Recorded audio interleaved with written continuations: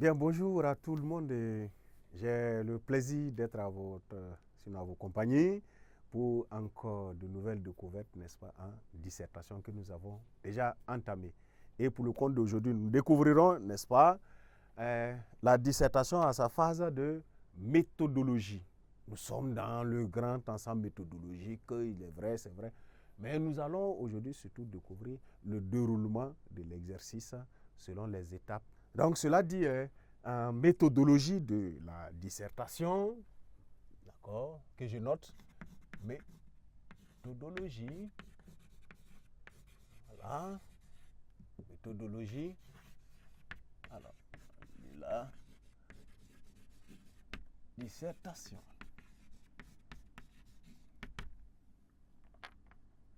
Comme je l'ai dit, la méthodologie va nécessiter un fonctionnement particulier, d'accord? Et selon quel fonctionnement vous allez d'abord obéir à une exigence, non seulement de partie, mais une exigence de besoins type dans chaque partie. Quand on va dire introduction, on ne peut pas larguer une introduction comme ça et puis elle va avoir une qualité. Et il faut faire très attention, c'est noté sur 4 points. Donc on ne peut pas faire perdre 4 points de cette manière. Donc la méthodologie là va vous signaler quoi? Comme tout exercice classique, donc comme tout exercice, n'est-ce pas, de rédaction, on va dire que, voilà, la dissertation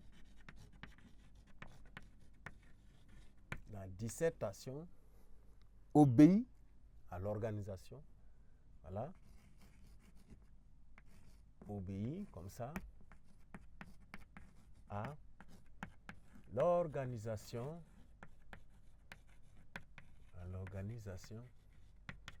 classique. 2 points. Introduction, qu'on va noter ici. Développement.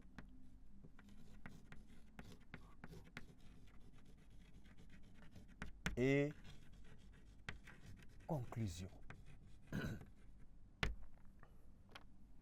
Et ce qu'il faudra retenir, comme on l'a dit, chacune de ces étapes a des exigences à obéir.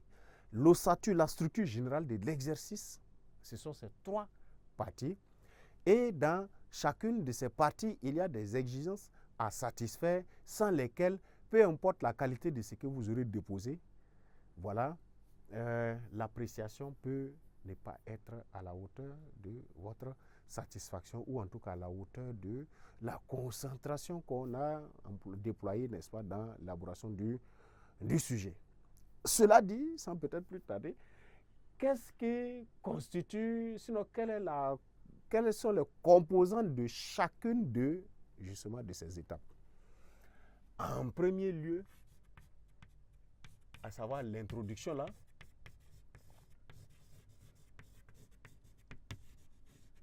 l'introduction, l'essentiel, c'est de retenir que c'est la locomotive de la rédaction.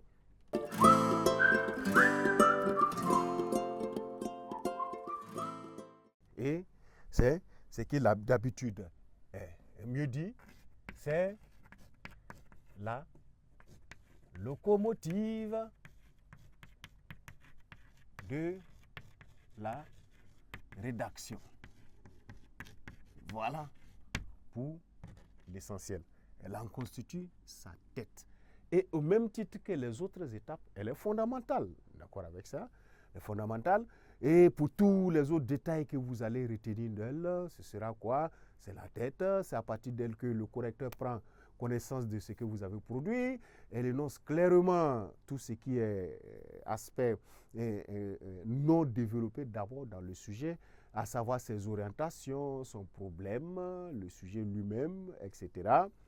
Et des aspects de plan, d'accord, à dégager dans la configuration que le sujet a en tant que tel, avec laquelle il est arrivé. Bref, l'introduction constitue l'étape initiale de la rédaction. Voilà pourquoi, si on a dit c'est la locomotive de la rédaction, d'accord, on va dire que son étape initiale.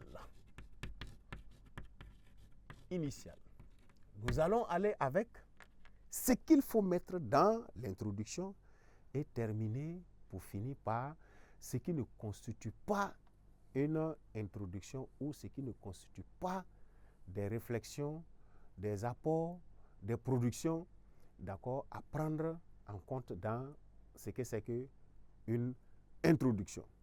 Cela dit, l'introduction à une organisation que nous allons essentiellement regrouper en 3 grandes parties. D'accord? Mais pour des aspects de précision, si vous voyez quelque part 4 parties, c'est un choix de casser une des 3 parties-là en 2.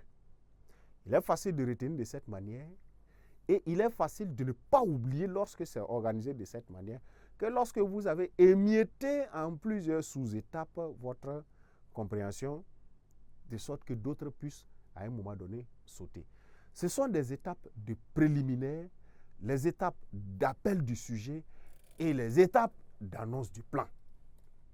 Au fait, celui qui n'a pas ça dans sa tête en tant que tel, celui qui n'intériorise pas cela, au fait, à chaque introduction, vous allez faire une organisation désorientée d'un travail que peut-être vous avez mis beaucoup de sérieux à gratter, à voilà, etc. Ou parfois vous retrouvez en train de rendre mal un sujet qui porte sur une thématique qui est matin, midi et soir entre vous-mêmes ou en tout cas dans votre quotidien, etc.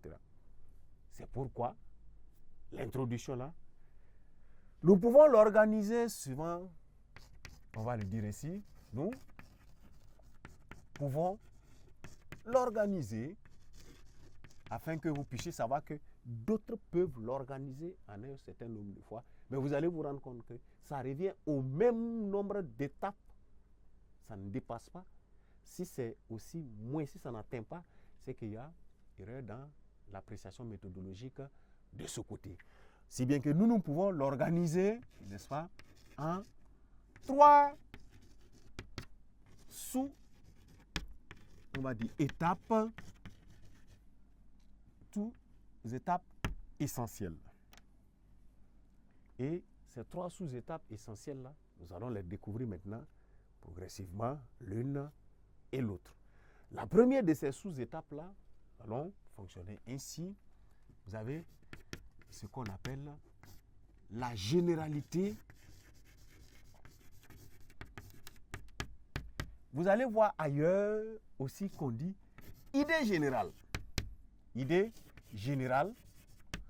Et ne soyez pas étonnés qu'à la place de idée générale, de généralité, vous voyez cette première étape-là encore appelée quelque part préambule. C'est la même chose. Les mots disent, les mots évoquent la même étape et vous en faites pas. Cette généralité, au même titre que ce que nous avons vu au niveau du commentaire composé, cette généralité a pour but d'éviter de traiter directement un sujet de